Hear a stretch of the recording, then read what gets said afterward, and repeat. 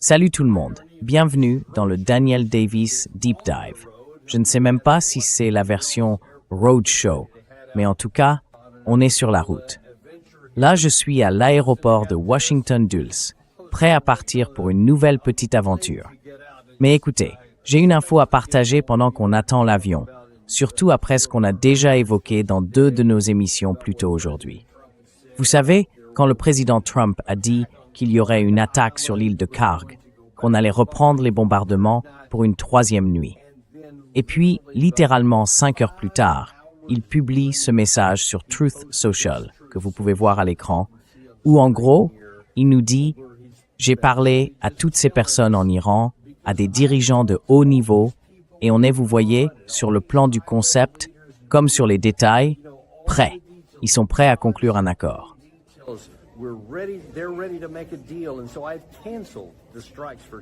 Alors voilà, il a annulé les frappes prévues pour ce soir, soi-disant par pure bonté de cœur. Mais franchement, combien de fois est-ce qu'on va encore tomber dans ce genre de piège? Parce que c'est pas la première fois qu'il dit ça. Je vous l'ai déjà montré plusieurs fois dans notre émission. Il y a plein de moments où le président Trump annonce « Oui, on va frapper, on se prépare, on va les atteindre à telle heure. » Et puis, rien ne se passe. Parfois, il ne fait tout simplement rien. Parfois, il fait comme cette fois-ci et déclare « J'ai décidé ». D'ailleurs, je crois qu'on en a parlé dans l'émission d'hier. Très souvent, il affirme qu'il va agir. Puis il revient plus tard en disant « Ah, finalement, on est tout près d'un accord. Ils ont décidé. » Et en réalité, il ne s'est jamais rien passé de tout ça.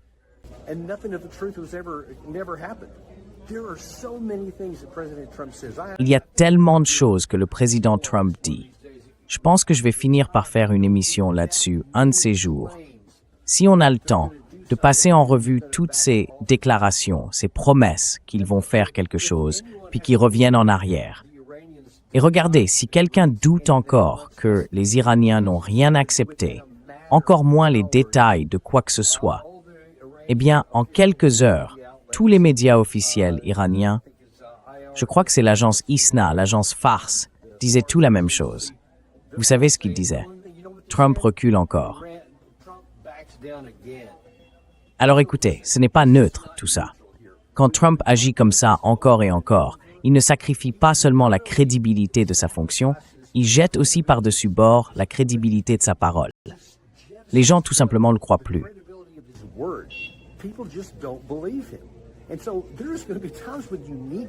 Il y a donc des moments où vous avez besoin que les gens croient certaines choses. Soit qu'ils croient que vous allez faire quelque chose et qu'ils le prennent au sérieux, soit qu'ils croient que vous n'allez pas le faire et qu'ils le croient aussi, pour pouvoir arriver à un accord, à une forme de compromis.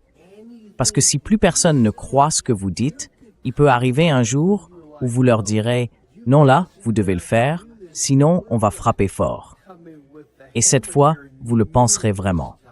Et si eux y croyaient, ils réagiraient sans doute autrement.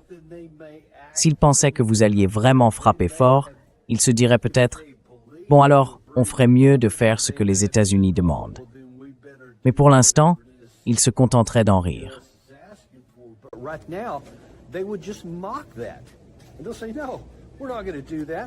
Et ils diront « Non, on ne va pas faire ça. » Pas du tout, parce qu'ils ne le pensent pas vraiment. C'est bien ça le problème. On ne peut rien prendre de ce que dit le président Trump au pied de la lettre. Et donc, maintenant, quand on a besoin que les gens nous croient, ils ne le font pas. Quand on a besoin qu'ils croient qu'on ne va pas faire quelque chose, ils ne le croient pas non plus.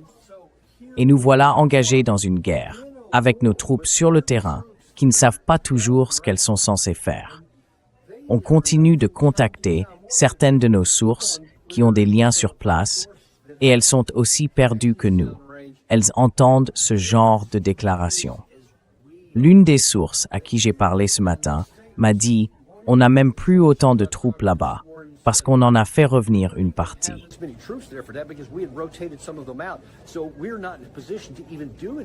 Donc, on n'est même pas en position de faire quoi que ce soit sur l'île de Kharg.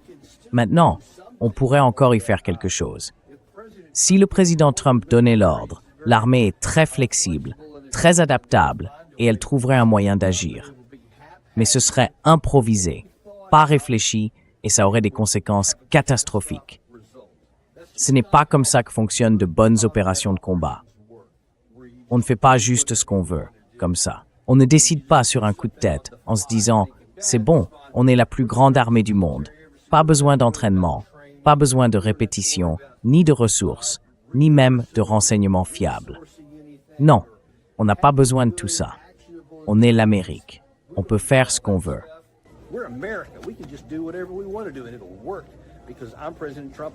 Et ça va marcher, parce que je suis le président Trump et que je l'ai dit. Mais en réalité, peu importe ce que dit le président Trump, ce qu'il pense ou quoi que ce soit d'autre, les fondamentaux sont ce qu'ils sont et ils dépassent les pays, le temps, la technologie. Ces principes s'appliquent partout, sans exception. La vraie question, c'est qu'est-ce qu'on fait maintenant? Là, le président Trump vient encore de sacrifier un peu plus de sa crédibilité parce que, paradoxalement, ça renforce le courage et la détermination du camp iranien. Ils se disent il n'y a aucune chance sur cette terre qu'on puisse conclure un accord avec les États-Unis, parce qu'il n'est même pas capable de rester cohérent avec lui-même pendant quelques heures.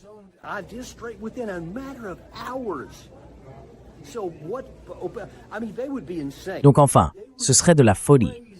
Il serait complètement fou d'accepter le moindre accord, quel qu'il soit, même un accord qui serait bon pour les États-Unis.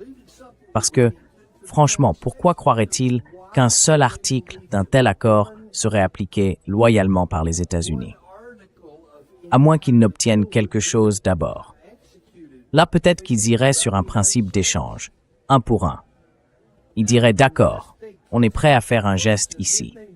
Vous nous donnez l'argent, vous levez les sanctions sur notre secteur énergétique et ensuite, on vous donne quelque chose en retour. » Je ne sais pas quoi. Peu importe en fait.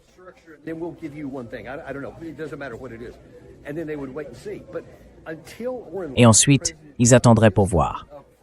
Mais tant que le président Trump ne donnera rien d'avance, ils ne nous donneront rien. Ils ne feront rien.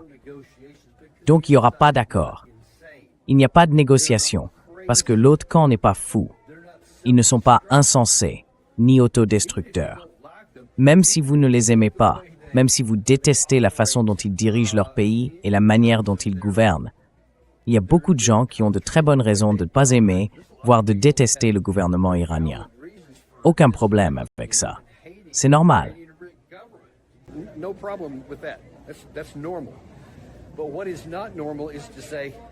Mais ce qui n'est pas normal, c'est de dire, eh bien, on va simplement balayer tout ce qui a toujours régi les relations internationales, et même les relations humaines.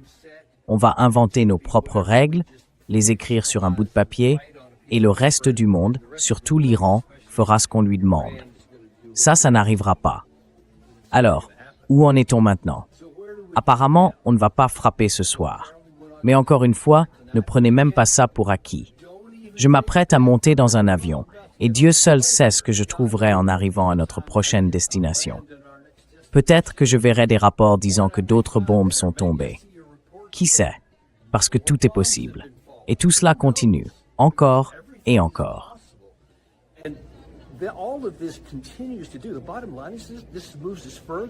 Au final, tout ça nous éloigne encore un peu plus de toute possibilité de résolution, de tout accord qui aurait pu être trouvé et qui aurait pu profiter à l'Amérique. C'est maintenant complètement écarté et on se retrouve dans une sorte de zone d'attente.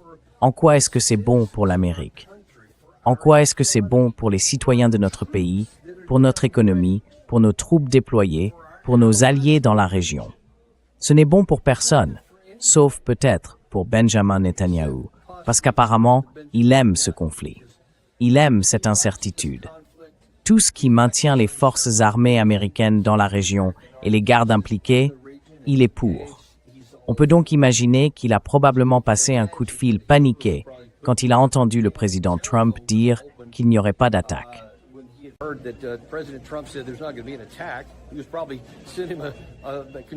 Il lui envoyait sans doute un message de félicitations, peut-être même une bouteille de vin, quand il a appris ce matin qu'ils allaient attaquer Khargil. Et maintenant, il panique. Il essaie sûrement de le faire changer d'avis. Alors, qui sait? Peut-être que d'ici 5 heures, il reviendra encore avec un nouveau revirement. Je n'en sais rien. Mais ce que je peux dire avec certitude, c'est que c'est néfaste pour l'Amérique. C'est mauvais pour notre pays, pour nos troupes, pour nos alliés, à part Benjamin Netanyahou. C'est même mauvais pour Israël. Je fais bien la différence entre Israël et Benjamin Netanyahou parce qu'il agit à l'encontre des intérêts de son propre pays et qu'il les conduit droit au désastre. Les gens finiront par le comprendre un jour, mais pour l'instant, beaucoup y croient encore, parce que trop de monde continue de se laisser bercer par la fiction.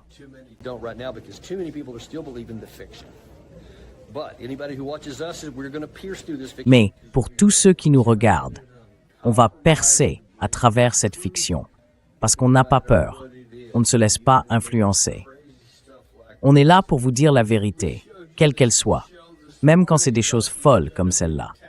Ce matin, on vous a montré cette émission où on disait qu'il allait y avoir une attaque sur Kargil. Et maintenant, il n'y en aura pas. Et seul Dieu sait s'il y en aura une troisième plus tard dans la journée sur un autre sujet. Mais voilà où on en est pour l'instant. Et comme toujours, où que l'on soit, on vous tiendra au courant dans le Daniel Davis Deep Dive. Vous savez, je ne cherche pas à vous convaincre d'acheter de l'or, ni à vous dire comment gérer votre portefeuille boursier. Mais il y a une façon de nous aider. Abonnez-vous, mettez un j'aime et partagez ça avec quelqu'un que vous aimez.